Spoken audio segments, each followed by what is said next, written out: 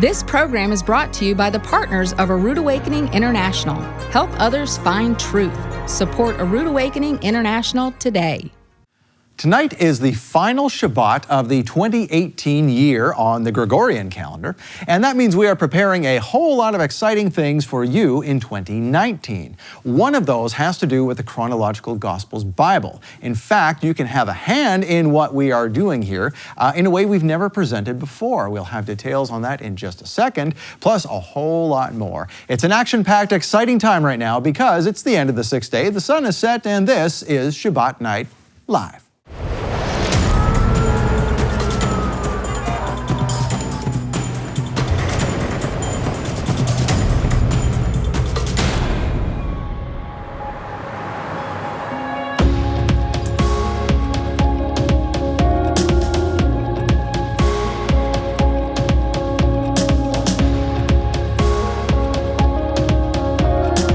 As they take this message out into the world.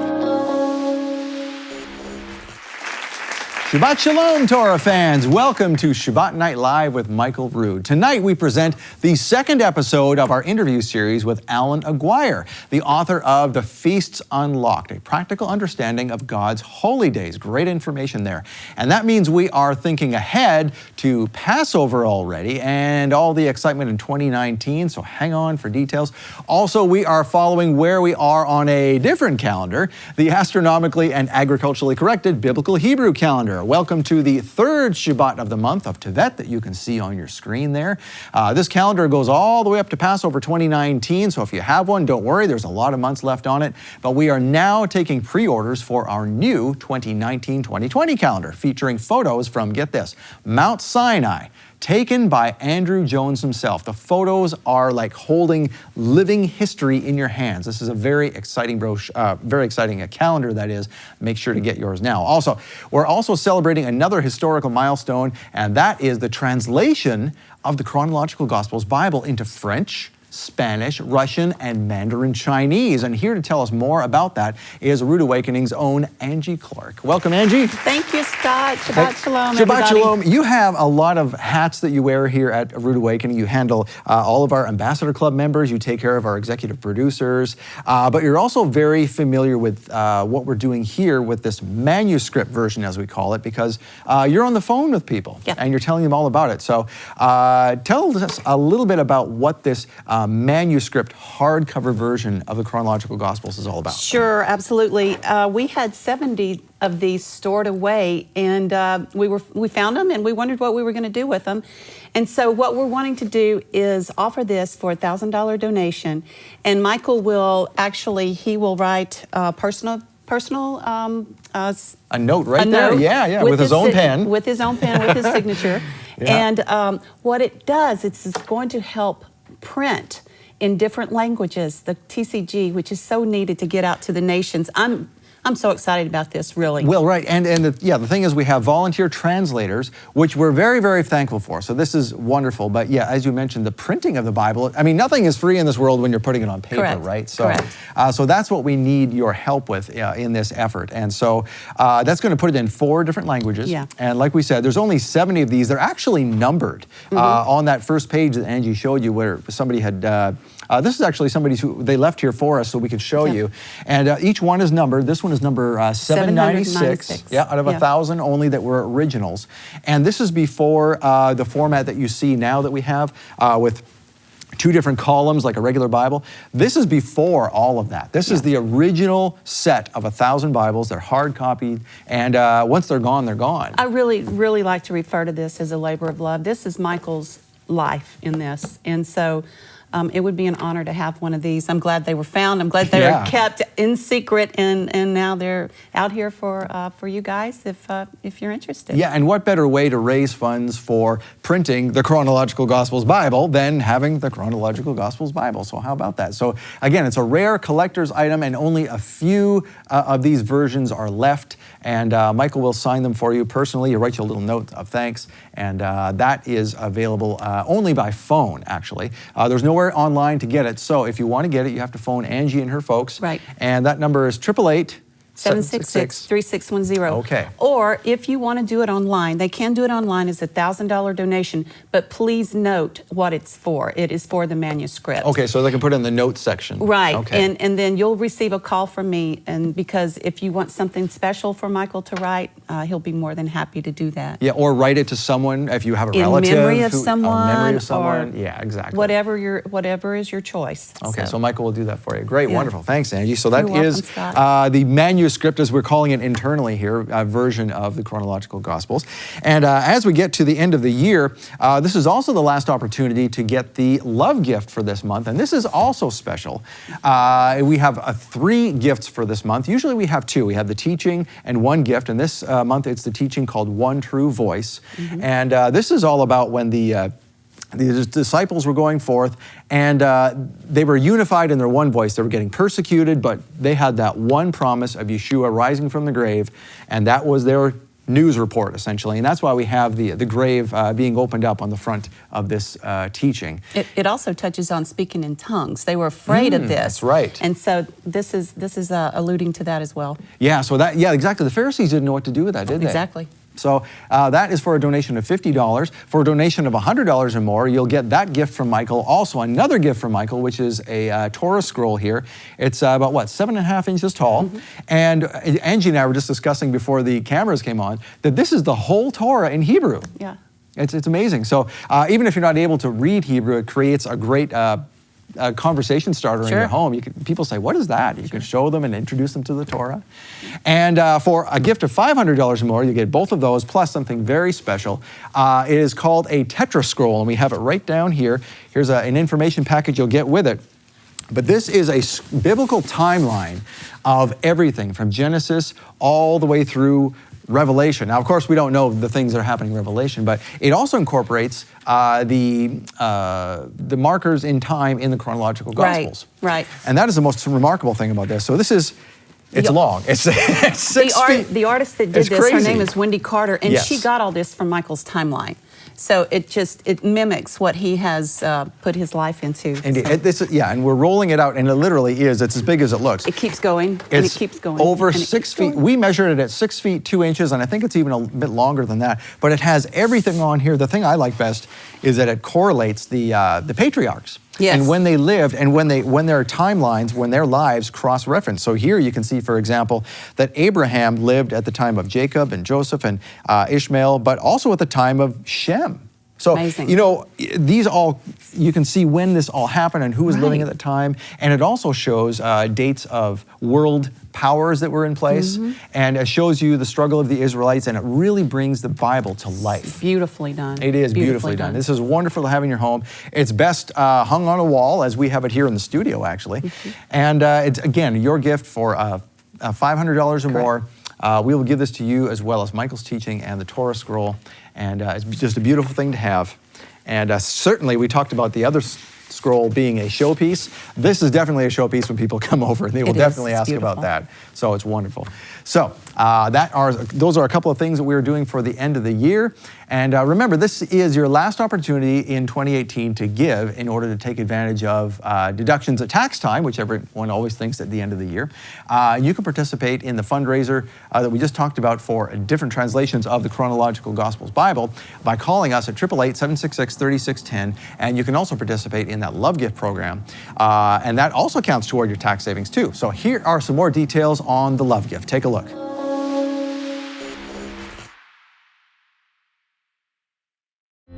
As we continue through the book of Acts, we find that as soon as the message of Yeshua began to spread, the Pharisees began to attack the apostles. They did not understand the manifestations of the Spirit and were ready to snuff it out. Shaul got thrown out of Jerusalem and had to leave Jerusalem under cover of darkness because he was speaking to the Greeks in the temple, and the Greeks were getting so upset. These Greek Pharisees. In One True Voice, Michael Rood continues the story of the first apostles.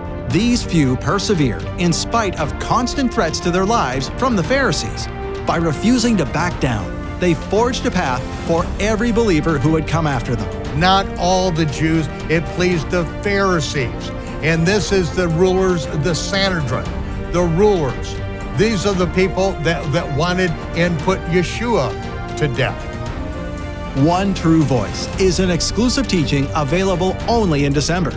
It's a gift from Michael Rood to you for your love gift donation of just $50. Or with a love gift donation of $100 or more, we'll send you the One True Voice teaching, plus a magnificent Torah scroll. And for the month of December, with a gift of $500 or more, we'll send you the teaching, the Torah scroll, and a 6-foot Tetra scroll, featuring accurate dates of every significant event in the entire Bible. It also includes New Testament dates that correlate with the chronological Gospels Bible. Ladies and gentlemen, this is our ministry as priests, as a royal priesthood. Call 800-788-7887. That's 800-788-7887 to make your love gift donation now and receive the One True Voice collection. Or visit our website at monthlylovegift.com. Hurry, offer ends December 31st.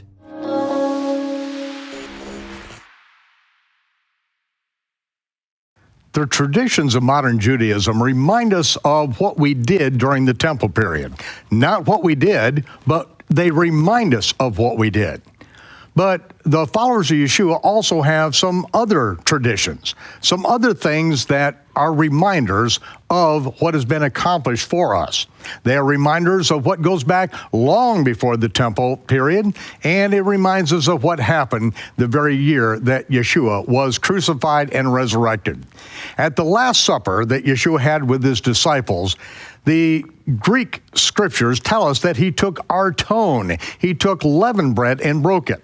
Of course, the English, the Greek, and all scriptures tell us that this Last Supper was before the Feast of Passover. And the following morning, the Pharisees refused to go into Pilate's judgment hall because they didn't want to be defiled so that they could eat the Passover. This is not the Passover meal. And every time we serve bread and wine gives us the opportunity, as Yeshua says, as often as you do this in remembrance of me. And so, as Yeshua said, this represents my body, which will be broken for you. This represents my shed blood. And he spoke the prayer that the Melech Tzaddik shared with Abraham thousands of years ago. Baruch atah Yehovah Eloheinu melech haolam, borei pri hagafen. Blessed are you, Yehovah our Elohim, King of the universe, creator of the fruit of the vine. And Yeshua took bread, and he blessed the Most High, saying, Baruch atah Yehovah Eloheinu melech haolam, hamotzi lechem min haaretz. Blessed are you, Yehovah our Elohim, King of the universe, who brings forth bread from the earth. As often as you do this, we do this in remembrance of him. L'chaim.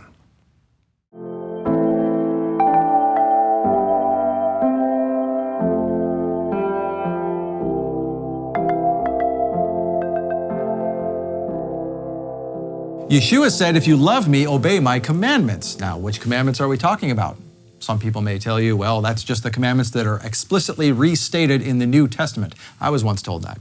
But if Yeshua was the creator of the world and all things were created by and through him, then which commandments are not his? Because he was there from the beginning. All of the commandments given to Moses, if they did not come from Yeshua, where did they come from? Now we have a problem with Christian theology. Fortunately, there is a practical understanding of God's holy days, which is where all this begins. It's the Feasts Unlocked, and with us is the author of the book, Allan Aguirre. Welcome back to Shabbat Night Live. Nice to be back. You know, I want to ask you something that's Shabbat on Shalom. Shabbat Shalom, indeed. Let's talk about something that's in your book on Shabbat, the very first feast, really. I don't know how many people really look at that as a feast, but it really is. We talked about that in the last episode. And on page 68 of your book, you say, I highly discourage anyone from looking online about things regarding Torah observance, either for or against, simply because the majority of the information out there is disinformation. And then you go on to say, I highly discourage the same regarding the truth regarding Roman Catholicism. Pro or con? Yeah, contextually, I'm speaking about Roman Catholicism and the roots of Sunday being the Sabbath.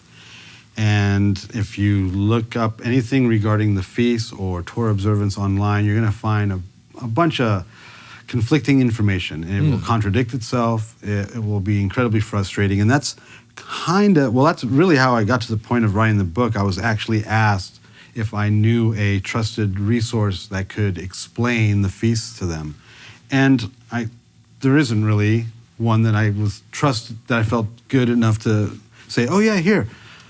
And that led to me writing the book. I knew I was supposed to write, but who wants to write about theology and doctrine and apologetics? I never knew that was going to be me. So I wrote the book as a resource for people that are just, maybe they've received the revelation that there's more going on, or there's supposed to be more going on, or they're in the process of receiving the revelation that there's other things at work that aren't happening. And so I wrote it for them, and I broke it down in a very practical way. This is what the Word says, and then of course when you do that, you have to also explain the traditions or the apologetics. How did we get here? Why is this not part of your everyday faith? Where's the ball dropped? And was it? And how? So going online, and if you do any sort of online searches regarding Roman Catholicism and Sunday worship, it gets a little weird on both sides of the aisle, as well as both sides of the aisle on whether you should be doing Torah or not. So since it's not really objective, I wrote the resource, I wrote a resource for people regarding the subject matter.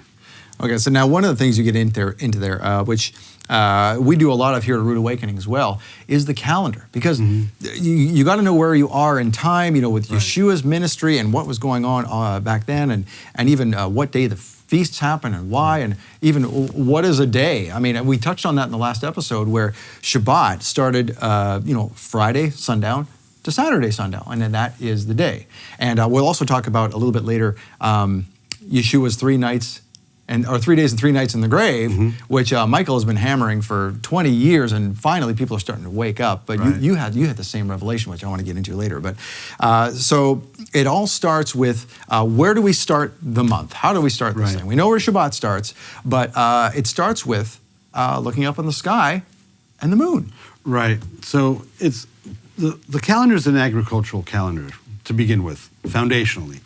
And with that, it all starts with the new moon. And so the new moon, technically or scientifically, would be when it's not visible at all, the conjunction. And the fixed Jewish calendar is based on that. So, but we also see in the scriptures that they not only were they aware of the conjunction.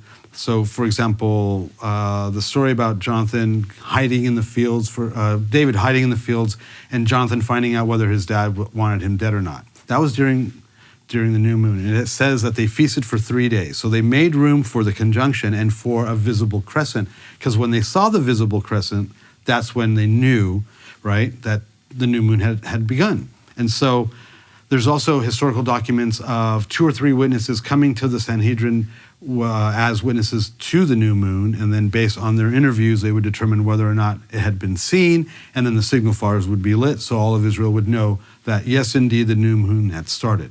Now, the reason why that's important is because, for example, Passover is held the evening of the 14th day of the month, the first month, also known as Abib. So I need to know when the month started to know when the 14th day started. And so on an average, the new moon visible crescent will be seen about 2 to 3 days, usually more than not 2 days after the conjunction.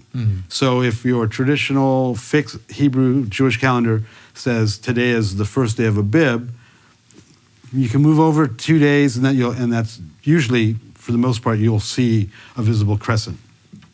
Based on that, now you know where we are on the calendar. And so we're probably going to be off a day or two from the fixed calendar. Sometimes they overlap. But that's how you determine the days of the month for the feast days. So the 14th day being Passover, for example, and then the 15th day, which would be the night of the end of the 14th day, would be the first day of the feast.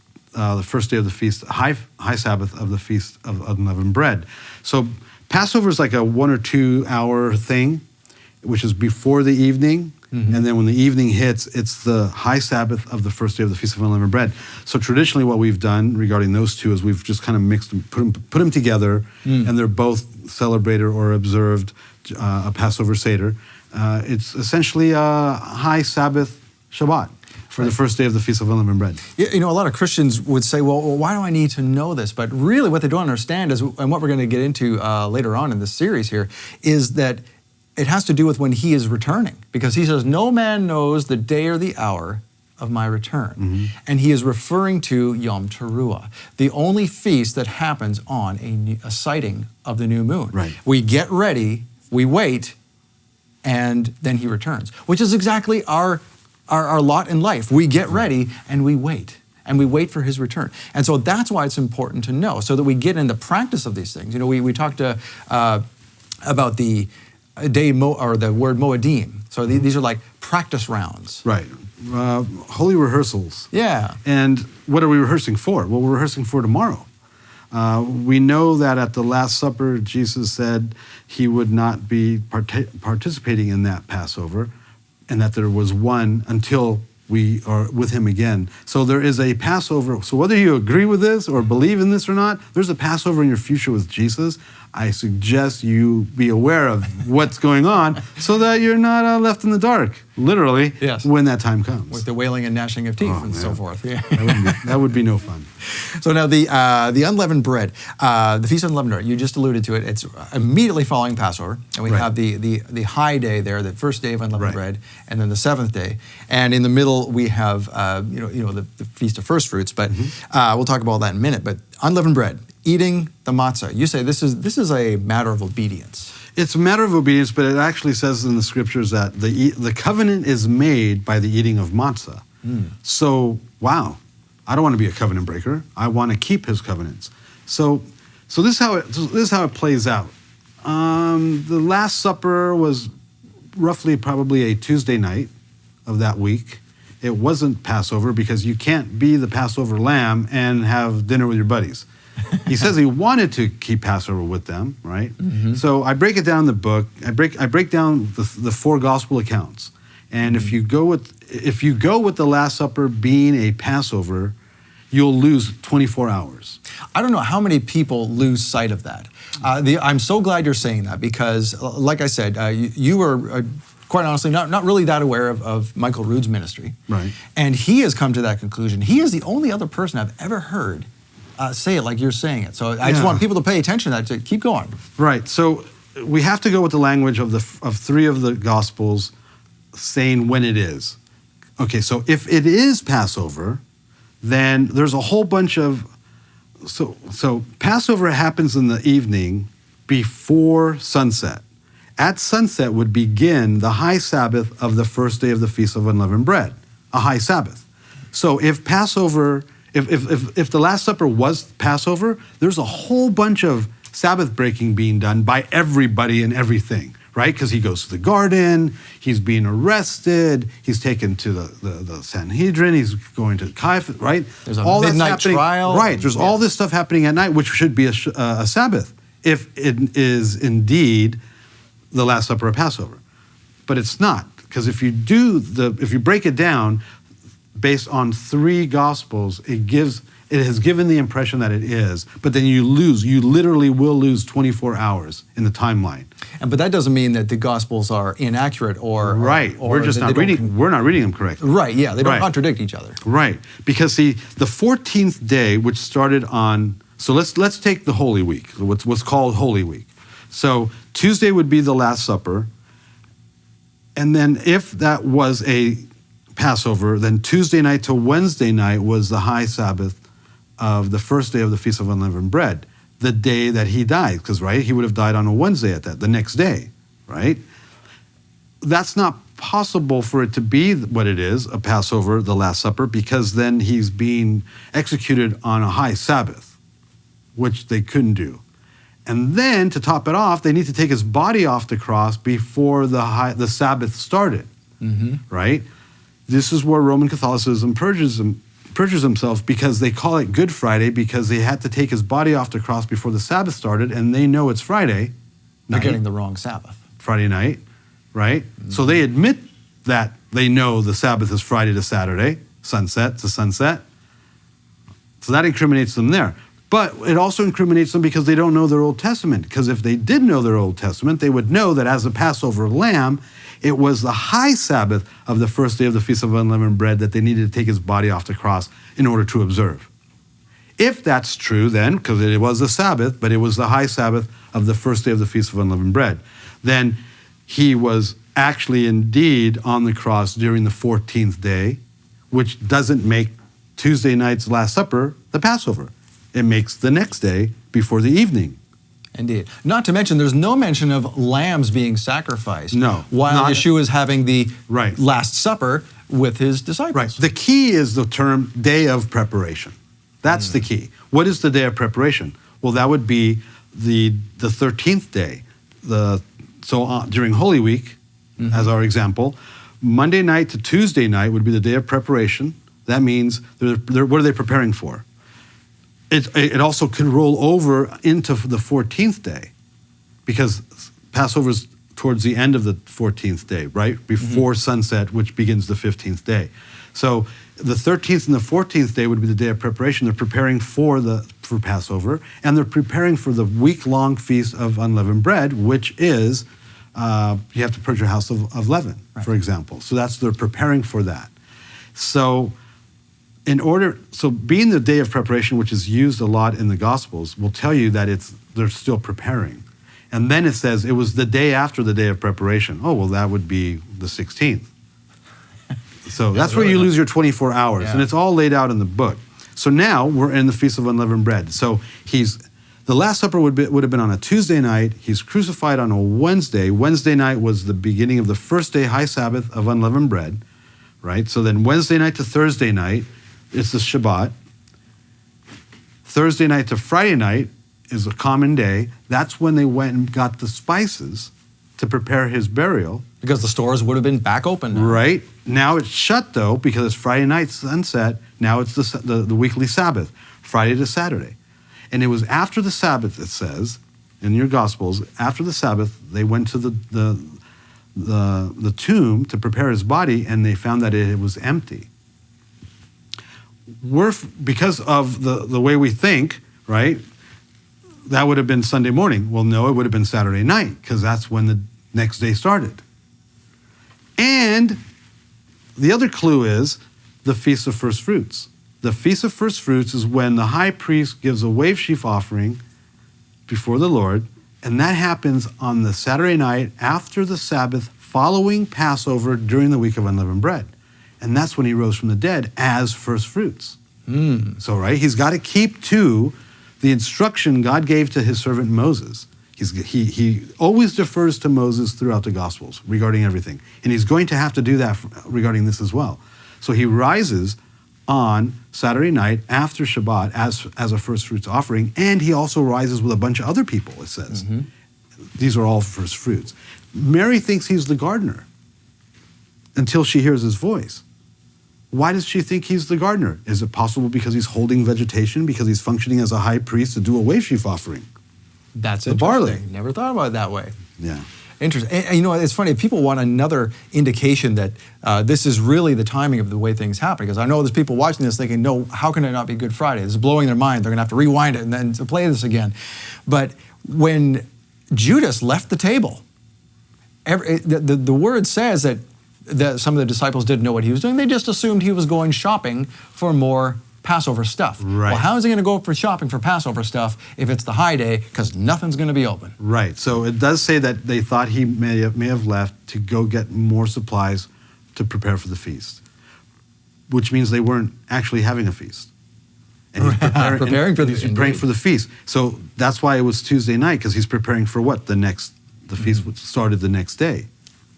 Right. Interesting. And so what happens is you also don't get 3 days in the tomb if you're put on the cross on a Friday. Because Friday night to Saturday night is 1 day, and then he rose Sunday morning, that's a day and a half, based on their narrative. But if you look at the actual New Testament account, he dies on Wednesday. He's buried Wednesday through Thursday, that's 1. Thursday to Friday evening, that's 2. Friday evening to Saturday evening, there's your 3 days. And it also talks about them being able to prepare and getting the spices. They couldn't because it was the Sabbath. But then they can, and then it's the Sabbath again. Which people seem to just sort of skim over and go, okay, whatever, let's get to the point. Right. Well,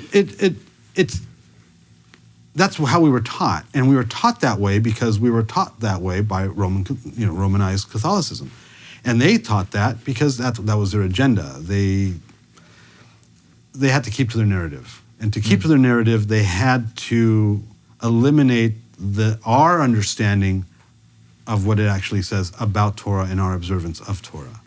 Where do you think, like you mentioned in your book here, where it says that there's the majority of information online is disinformation. So I've seen where some people try and rationalize this Good Friday to Easter Sunday thing, where even though it's a day and a half, they say, well, it's not really 3 days and 3 nights, it's 3 days and nights. Right. So that there you get the right, but you still don't get 3 days or 3 nights. You don't get any of that. It's their narrative. When Rome becomes the capital of the church, that should be your first clue, for one. And then two, their position. I mean, there was actual canons. And again, this isn't about anti-Catholicism. It's just history. This is church history. It's available out there for anyone, even though you probably shouldn't go looking for it because it's a bit disturbing. Who wants to know that this kind of stuff happened? And, changing of the Sabbath or whatever, or even changing the narrative. Oh, the Ten Commandments for that matter. Right. You can't eliminate the high Sabbath of the Feast of Unleavened Bread, which would have followed immediately after the Passover lamb. And he's the Passover lamb that was slain before the foundation of the earth. There's no wiggle room and there's no escaping this. Once the biblical narrative is actually read and understood, you can only come to a couple conclusions. And that's you were either taught incorrectly.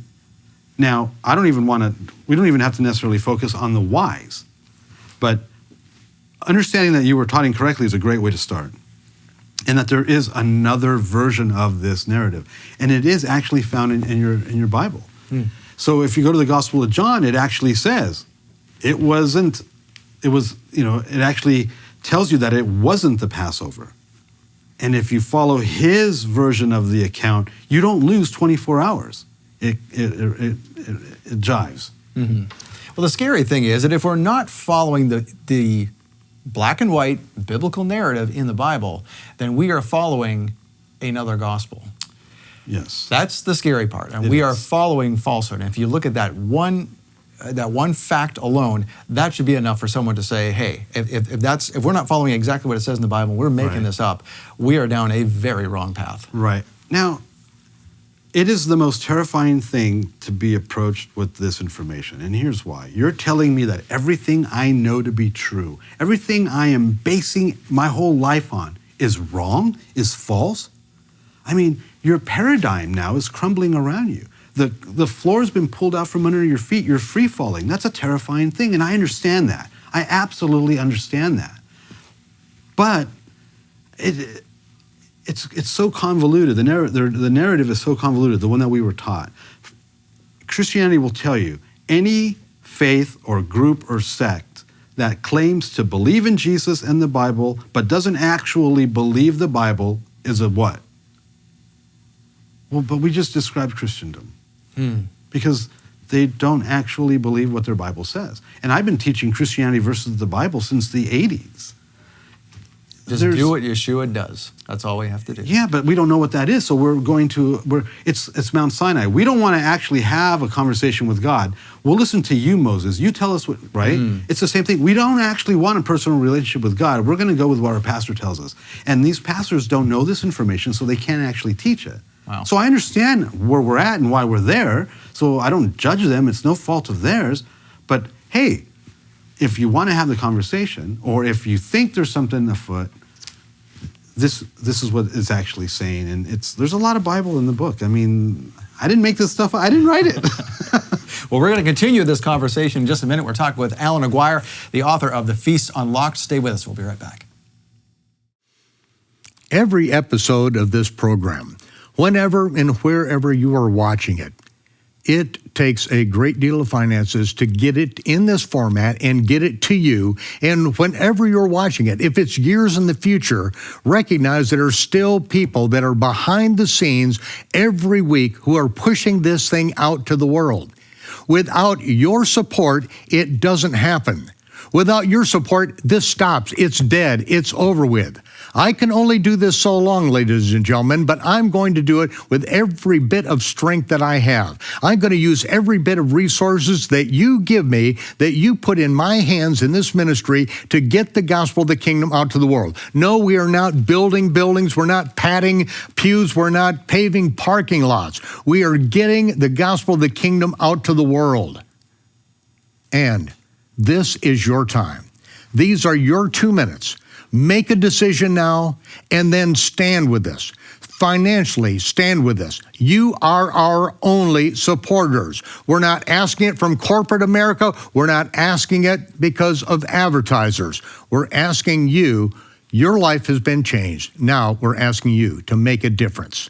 Help us reach the world.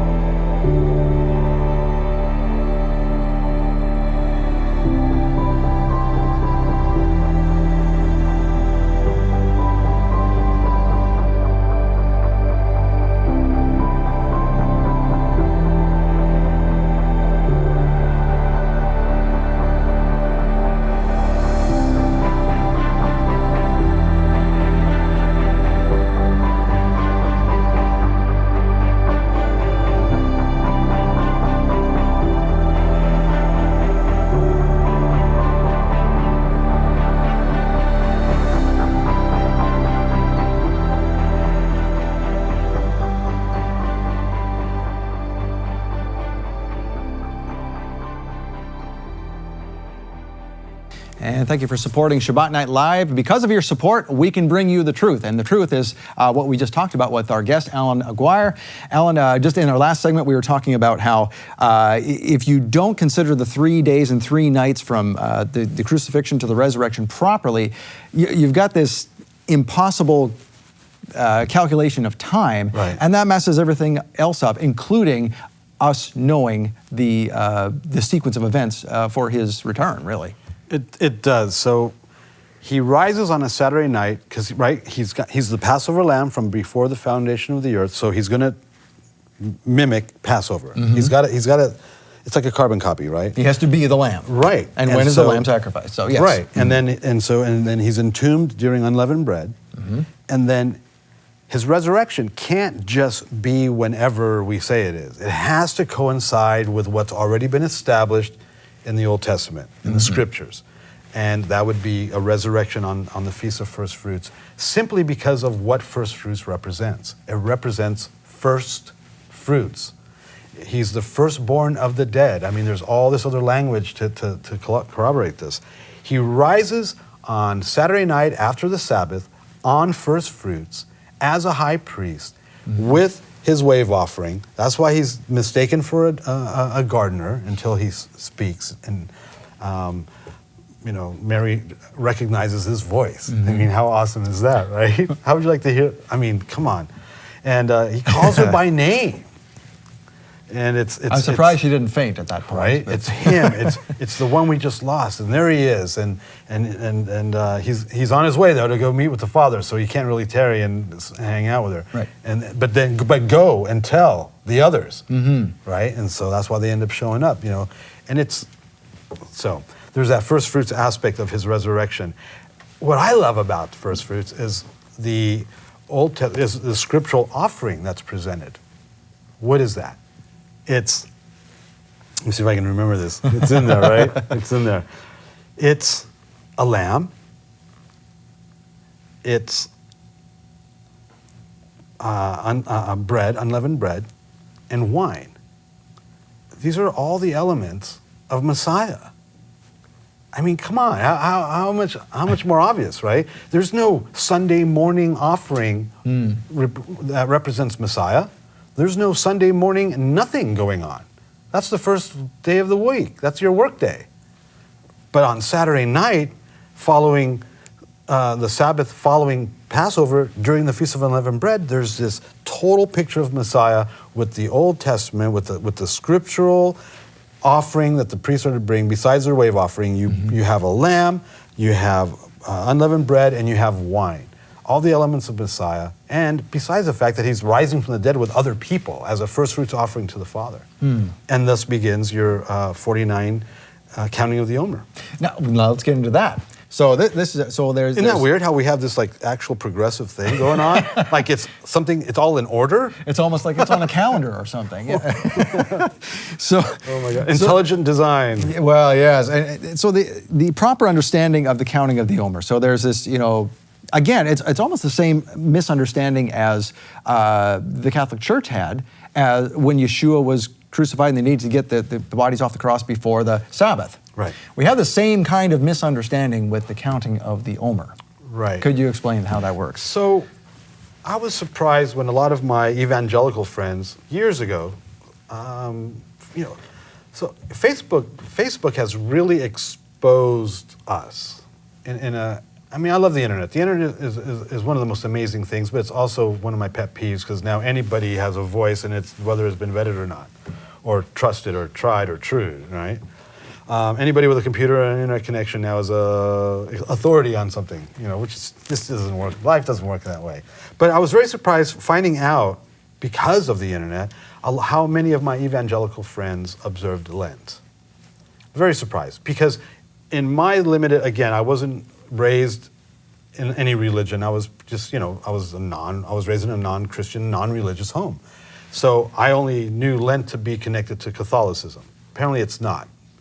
It's connected to other high church type of denominations. And again, not having a denominational background, I really probably couldn't tell you which ones maybe I should know about that. I don't see why I would have to bother. But Lent would be once again, I'll use the word Gentile, a Gentile replacement or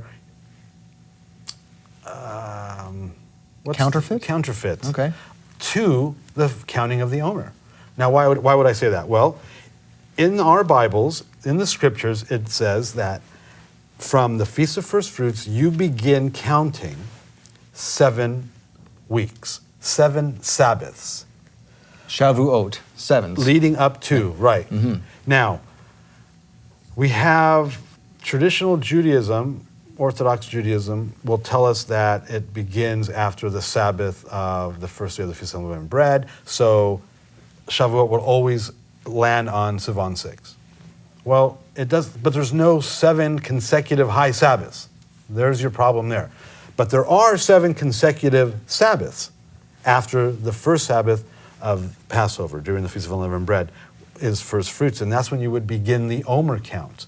And you're basically counting up to 7 weeks and then the next day, which is 50 days. Right.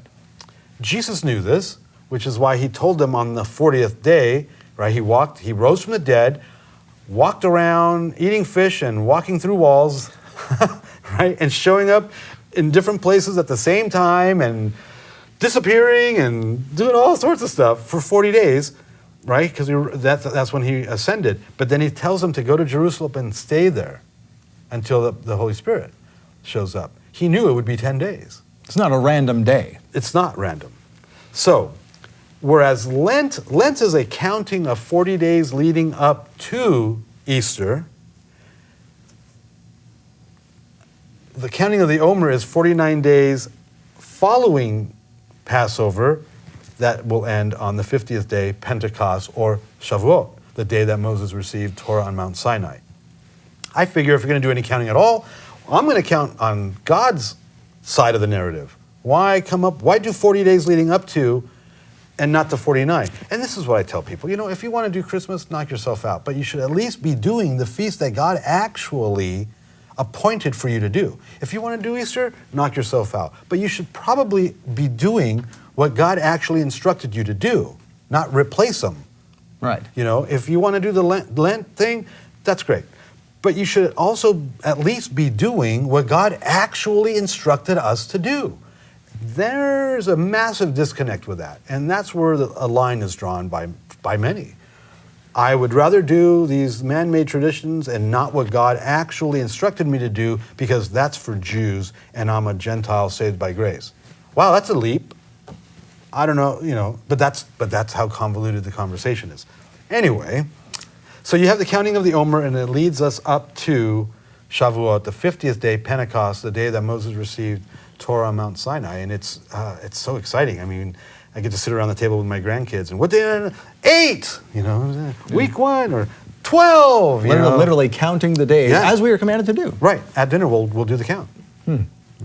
So, with the counting of the Omer, it only makes sense, too, if you sit down and think about it. We talked in the previous segment about Yeshua being crucified on a Wednesday. You get your 3 days and 3 nights. It was just happened to be the way it came out that year.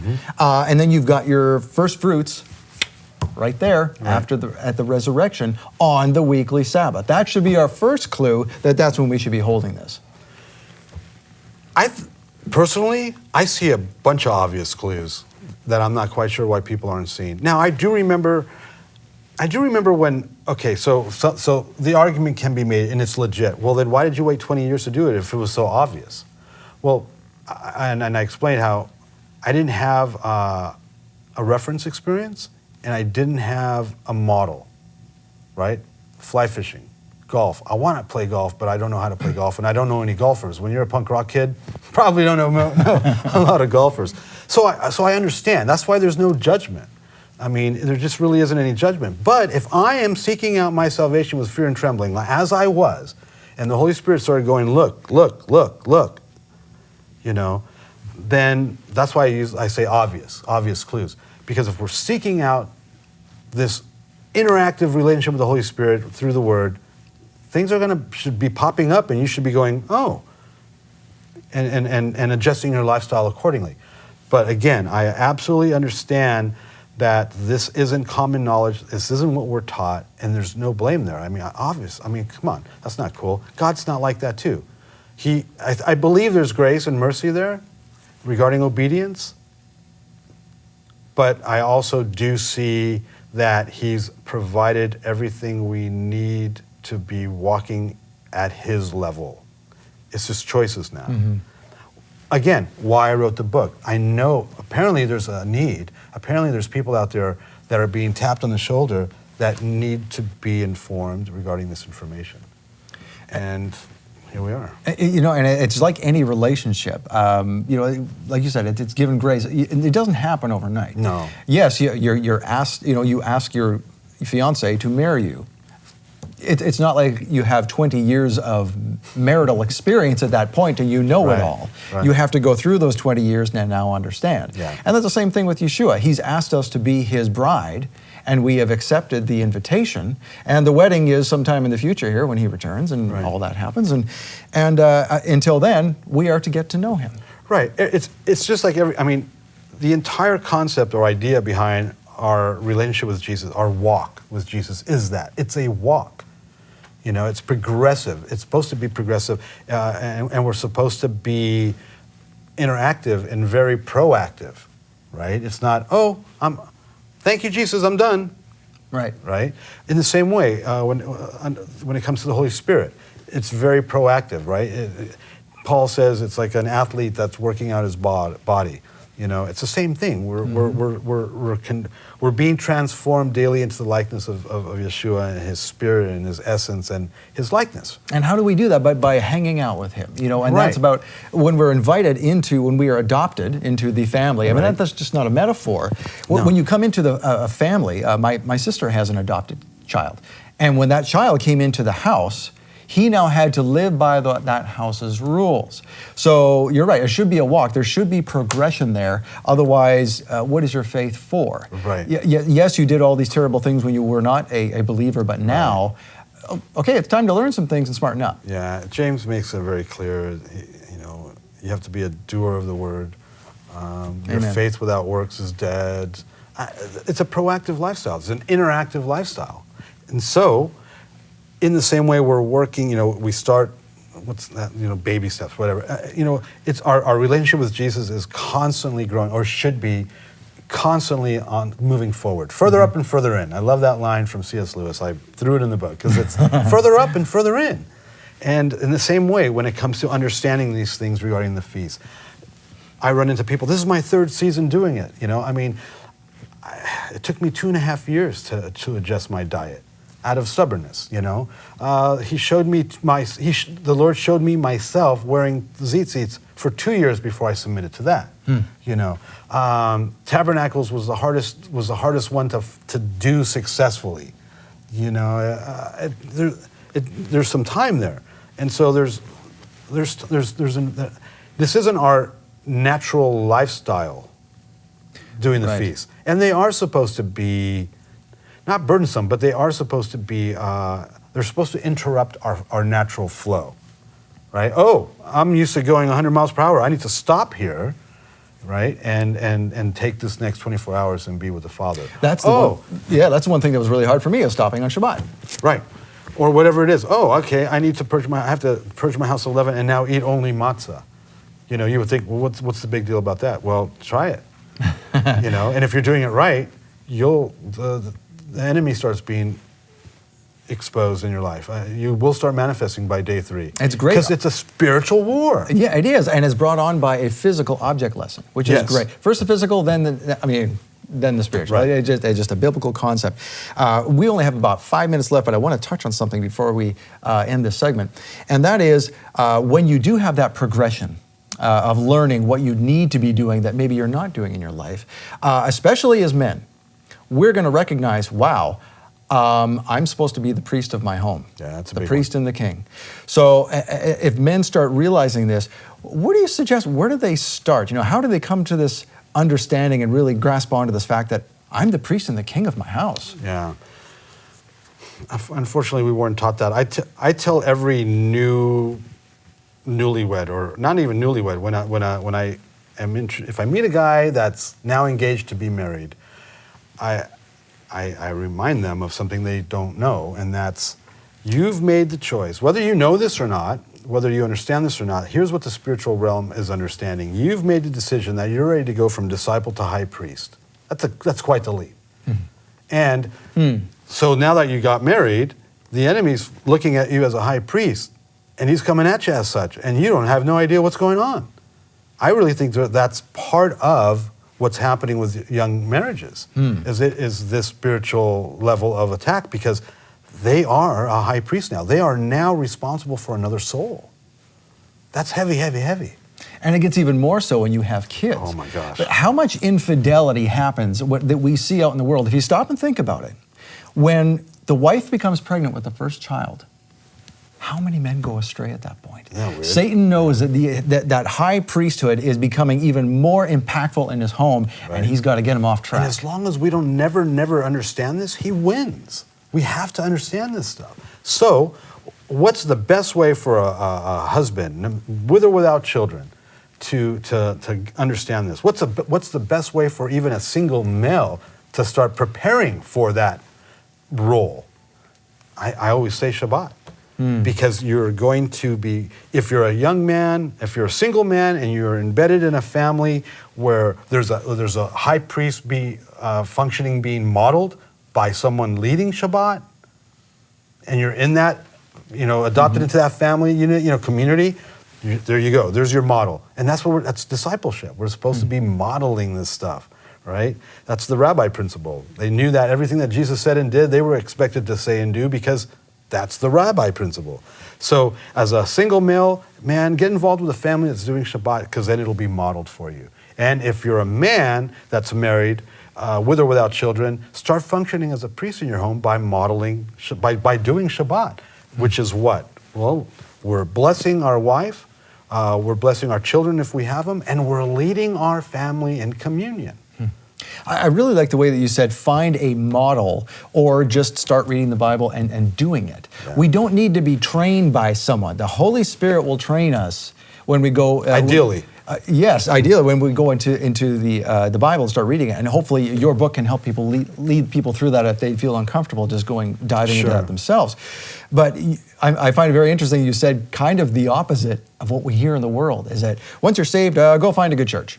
Yeah. No, you find a model family and do things intimately with them and ask questions and be with them. One of the many controversial things I end up saying is, I don't hang around with Christians. I don't hang out with Christians. I hang out with godly men and godly women, people that are going to actually supplement my life, that bring something to the table, that I'm going to be able to get benefit from. I don't hang out with, I don't hang out with one-talent people. I hang out with the 5-talent guys. That's who I look for to hang out with, because I know this needs to be reinforced. My family unit needs to be reinforced or whatever, right? When we were raising our children, finding like-minded believers that could sow into our children is vital. Because you can't just do it. Your kids need to know that it's not just their parents' religion or this kick your parents are on, but look, there's other people that I think are cool that are doing it too, or that can back up your back up your play. It's that whole it takes a village type of mentality. It's called community. Yeah. It's wonderful. Allan, thank you for joining us today. Thank you for having me. We're going to have you back because we've talked about the spring feast, but we have not touched the fall feast, and that's what we will get into next. Thank you for joining us. We'll see you next week on Shabbat Night Live.